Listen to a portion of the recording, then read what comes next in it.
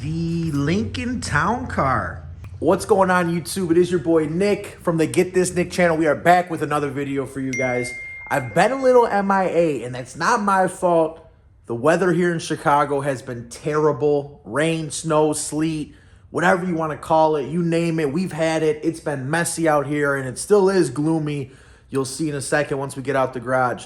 But I miss doing these videos, man. I enjoy it. I try to post like a video at least every other day, and this weather has not been the best for me. So naturally, because the weather has been so terrible, this car is not looking her prettiest. She is pretty dirty, and you're gonna see some more of that once we pull her out into the light here. So don't judge me, all right? This thing is not looking as clean as it usually does, but I had to get out here and do a video for you guys. I got a haircut for this Jimmy Neutron hair we got going on that I got to shave. I'm not going to shave it off, but we got to get this cleaned up a little bit. So I wanted to come on real quick before the haircut and get a video done. So let's hop in this baby. Let's get moving.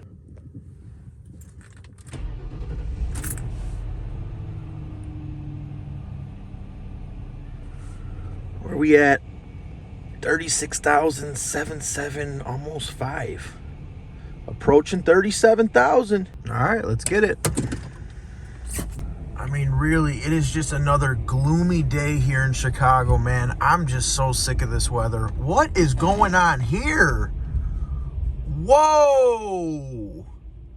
Number one, he's going the wrong way. Oh, that was on fire? What is going on? Looks like it was on fire as well as hit a fire hydrant. Yeah, I don't know what happened there. That's a story for another day. Not the Buick. So yeah, there you have that. Just a typical day in Chicago, you know, casual Thursday afternoon. We got a car. Might have been used in a robbery, you know, might have been stolen. Who knows what the situation is, but definitely burnt up, crashed into a fire hydrant, and the whole 9 yards. So welcome to the beautiful city of Chicago, where everything and anything goes. This is also what I mean about this Chicago weather, man. This is what's going on. Look at this. Look how ugly this looks. I need to be in like Florida, Texas, somewhere warm. But let's get on with what we're here to talk about today, huh? You're looking to buy a Lincoln Town Car. You've looked at this big chubby Polish kid on YouTube named Get This Nick, who's been showing off his Lincoln Town Car, and you decided, you know what? I think I kind of want one of these. I like what they are. I like what they do. I like the style, the ride quality, but I don't know much about them. So I want to learn a little bit more about them before I go and buy one. Now, keep in mind, I am by no means a mechanic, right? But there's other videos on YouTube of people talking about it. Specifically, I got to shout out Rich from Ford Boss Me. He is great for he has a video on this regarding things to look out for on these Lincoln Town Cars. So if you want more of like a mechanic's point of view or perspective on what to look out for these things, feel free to check out Rich's channel. I'll throw a link to his video he did on this car. But for me, I'm going to go around and just kind of give, I have no list, I have no order by any means, but I'm going to kind of give just things that come to my mind as I'm walking around the car, so you guys can get an idea of what to look for and what I looked for when I started looking for my Lincoln Town Car. Now, being that these are Lincoln Town Cars, a lot of elderly people own these cars, and some of them are kind of clumsy. So you're going to notice that on a lot of these used cars, these bumpers on the bottom here, especially where these little vents are, these grates, is cracked up because they hit stuff going into parking spots and everything else. If cosmetic is something that you care about and you're looking for a real clean one of these, you might have to squat down a little bit and look down here. Look at this front bumper. They bang, they bump into things, the whole 9 yards. Moving on to the rims. You guys know I've talked about the rims on this car before. Luckily on the front, we don't got anything crazy going on. They look good when they're cleaned up. Obviously, they're not clean right now. But if you could see, if you squint, and if I zoom in to help you out, there's some pitting going on right there, which is common on these Lincoln Town Cars and their rims. Not only Town Car rims, but a lot of cars. My grandpa's got a Cadillac around the same year of this car, actually a little newer. And same thing, but his is actually peeling on the front. So the rims are another thing, just with old age. I mean, this car only has you know, you see the mileage it has low mileage, but that was just a thing. They tended to peel. That finish on them tends to peel. So that's something to look out for too. If that's something that bothers you, and you got to think about that, because it's going to cost you some money either to get aftermarket rims or to have these refinished. So think about that. Another thing too is these little fender wells, these little wheel wells, fender wells right here.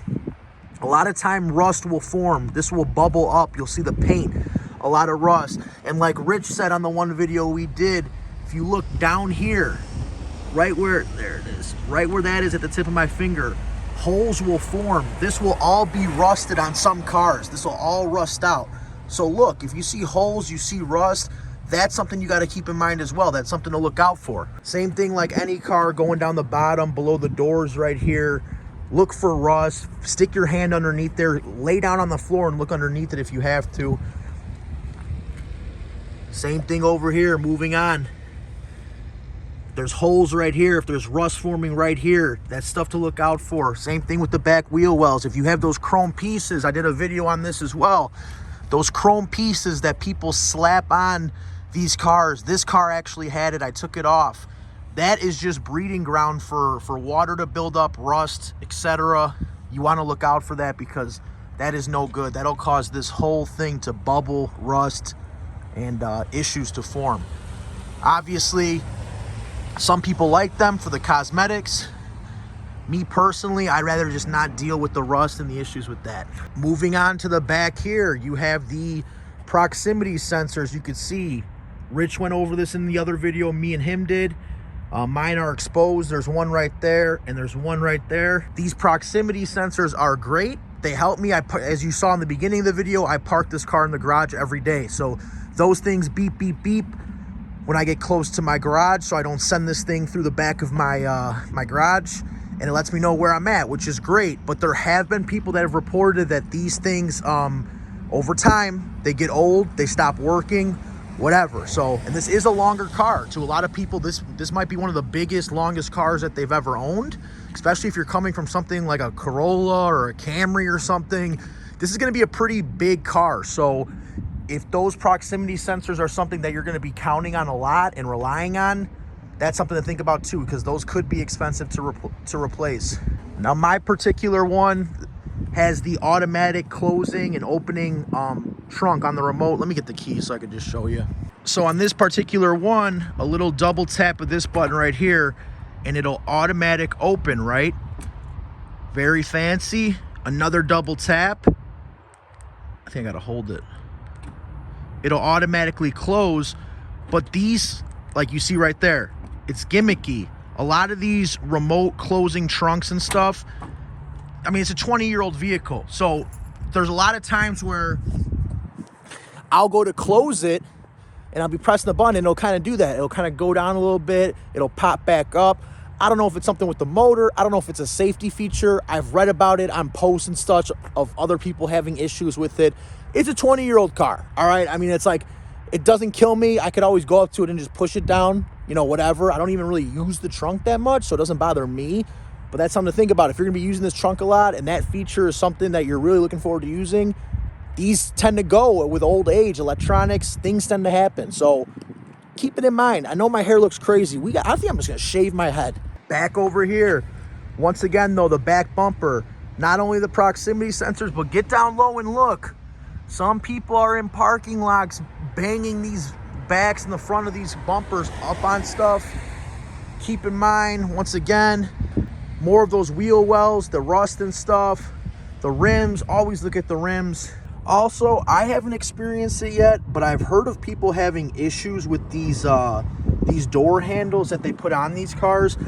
These are like heavy doors. You know, this is a big car. It's well built, and these doors are pretty heavy. So I don't know if people are just pulling on these handles too hard and they were having issues with them breaking, or what the issue was.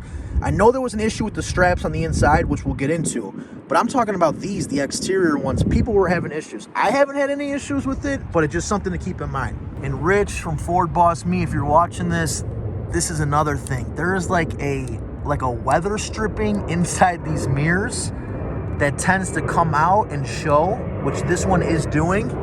And I actually didn't notice that at first, and I had never heard of that.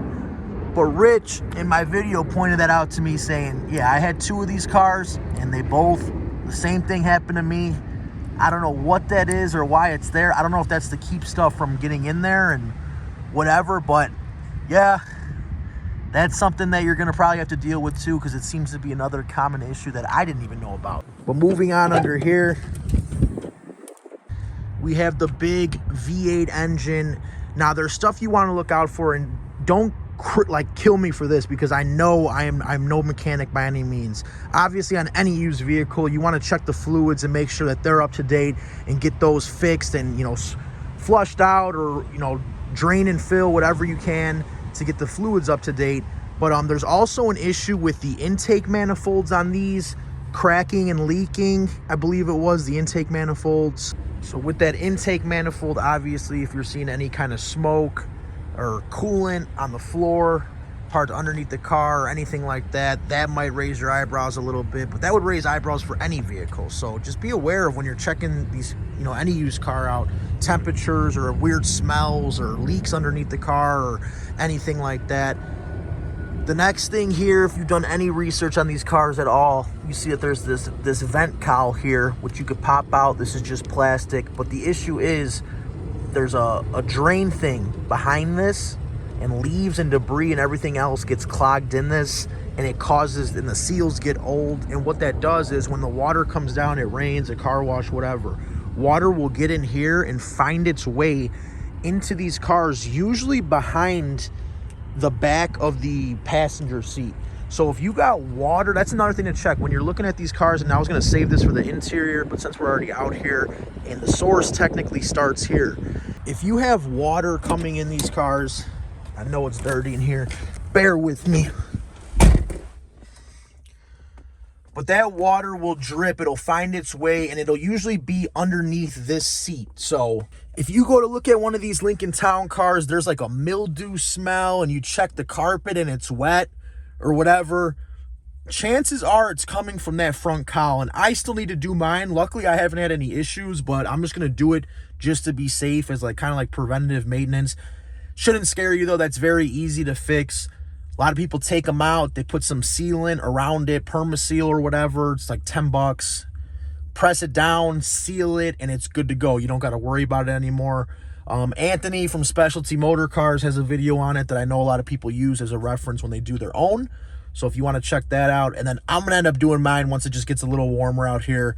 I got to get that done, so I'm going to do it too. And also when it gets a little warmer out, we are going to get this thing fully detailed, because it is gross. I want to get all this shampooed. We got to get all this vacuum shampooed and get it looking brand new again, because it's driving me nuts. But moving on to the interior here, these handles right here, these grab handles, and a lot of cars, people tend to, you know, when they open the door, they tend to put their fingers right here to close it. Well, you don't have anything here. The only option you got is these handles. And like I said earlier, the doors on these cars are heavy. So if you got that door all the way out there like this, and you're trying to reach and you're yanking on this handle, these things eventually will break right here or right here. And I've heard of people super gluing them and not having an issue, but it's just like a weak point of these cars. They tend to get, you know, with age, I don't know if they get brittle or whatever happens, but they break. So be careful with these, or if you're looking at one and it's broken, you know, you could use it to your advantage to negotiate a little money off the price, I guess. But usually super glue is what people use, I believe. And everyone always has something to say about the electronics and the lighting inside these Fords or Lincolns from the earlier 2000s. And it's gone on for quite a while, actually. But the lighting, just like little small stuff, finicky. The lighting for the buttons or your dash, the lighting on the dash could get dimmer over time, or sometimes they go intermittent and they go out and they come back. It's been issues, just like random stuff like that. Nothing serious, maybe a little annoying. I personally haven't had any issues with that with this car, but it is also something to keep in mind and to look out for. With these vents, there was like when I first got the car, and I posted a video on it. It was one of my first videos I ever did with the Lincoln Town Car when I introduced it to the channel. There's a foam gasket that goes around on the inside behind this stuff. There's like a foam gasket that outlines these vents. And with old age, it becomes brittle and it starts to break off and actually spit through these vents. So you'll go to turn the heat on or whatever, boom, it'll come out. That's something to keep in mind too. Nothing serious, but it's something to look out for when you're looking at these cars. You might notice it, and it's something. I was at first wondering what the hell it was, freaking out, but everyone's like, that just happens with old age with these cars. It's common. Another thing with the HVAC, you know, the heating and air in these cars, there's that blend door actuator failure, I think is what it's called. And like I said, I'm not a mechanic, and I hope someone in the comments could help me out here. I looked into it a little bit. I haven't had the issue with this car, luckily, but the way it was explained, it was something along the lines of like, the blend door actuator will go out in these cars, and when that does happen, there's something funky that goes on with the AC, the heat. Someone will comment and correct me and fill me in so I don't look like an idiot here. But something like, you can only keep, when it does go out, you can only keep the heat or the air on like one setting, either on like the floor. Like you can't use like the front defrost or something. There was some like weird gimmicky thing that when that blend door goes out, it gives you issues. But the problem with it is that job, the blend door actuator, to actually get that fixed, they need to like remove the whole dash of these cars. So it's like a super labor intensive job, and it takes time, and they charge you a good amount of money for it. I don't know the exact amount. It probably depends on the shop and where you go and who you get quotes from, but it's a good amount of money. A lot of these things I'm mentioning to you don't cost too much to fix. It's kind of just little stuff that you can get fixed, and a lot of stuff you could do yourself. But that blend door actuator thing, that's a pretty intense job. There is people that do it themselves. If you are one of those people, God bless you, because if it happened to me, I would not feel comfortable digging into it and trying to do it myself. I would leave it to a professional, because like I said, your boy Get This Nick is a lot of things, but he's not a mechanic. Surprisingly, I've never heard of anyone having issues with the heated seats going out. These ones work really good. I've never had an issue with them at all. I think there was people talking about that their cruise control would go out over time. I've never had an issue. But like with anything else, like a lot of times in cars, electronics is the thing that tends to go with old age. You know, that's the stuff that gets bad, and that's where the issues start to happen with older age. So yeah, like some of the things I'm naming with the electronics, you know, the cruise control, the backup sensors, the dash lights and stuff. I mean, it is what it is. That's what you're getting. I mean, like I said, it's a 20-year-old car. You know what I mean? It's like, you're going to have issues like that. And if that's your issues, then it is. But I don't think it's a reason to write off this car. And I know I'm saying a lot of things, and it might come off as like scary or like, oh, wow, these cars are like known for having a lot of issues. But like I said already, all the stuff I'm mentioning is like pretty like small, minuscule stuff. It's inexpensive to do or pay someone to do if it does go out. And it's also not guaranteed. You know, some of these things do happen, but then there's like cars like this one where, knock on wood, they haven't happened yet. So I'm not worrying about it. But it's just one of those things. I mean, get the car. As always, when you buy a used vehicle, have some money put to the side just in case. Have a little like emergency fund in case something does go out and you need to fix it. And, you know, cross that bridge when you get to it. But don't let anything I'm saying in this video or any other video deter you from buying these cars. These cars are still very reliable, very dependable vehicles. It's just like anything else. They do have their issues here and there. Nothing is perfect in this world, except for maybe, you know, my beautiful face. But besides that, you know what I mean? Stuff goes out, stuff happens, but don't let it shake you up. I'm telling you, these are one of the best, probably if not the best used vehicle you could buy right now for 5-10 grand. You know, 10 grand being way mint, you know, a nice option, but you can get these things all day long for around 5 grand and be good. So, but that's going to conclude the video. I've been blabbering. I got to go get this haircut because, like I said, your boy's looking like Jimmy Neutron. Thanks for tuning in to another Lincoln Town Car video, guys. 2,000 subscribers is insane to me. I remember the days where I was posting videos on my Harley Davidson on this channel, and I was only getting like 2 views per video, and I had like 12 subscribers. So for all you guys that have been jumping on board and tagging along and watching the videos and supporting me, like I always tell you guys, it is super greatly appreciated. And that is not just me saying some bullshit. It really is. Look forward to seeing what else you guys have to add regarding all these things I talked about. Don't be afraid to criticize me or throw in more details. At the end of the day, I don't care. I'm just trying to help out whoever I can that's looking at these cars. So if there's something that I forgot, or there's something that you want to go more in detail on, like that blend door issue or anything like that, feel free to comment, drop a paragraph and let me know, what it is, or what, not really me, these other people that are going to be watching this video. Let them know how much it costs, or give them the rundown, because you guys are good for that. You guys are always commenting, leaving a bunch of great information on the videos. But that's going to conclude it. That's going to wrap it up. As always, we will see you guys on the next video. And hopefully next video we got this thing cleaned up. I think it's supposed to rain today, so I'm not doing it. But the rest of the week it's supposed to be cloudy with no rain. So we're going to get this baby cleaned up and back to looking nice. But that's all I got. We'll see you guys on the next video. Peace!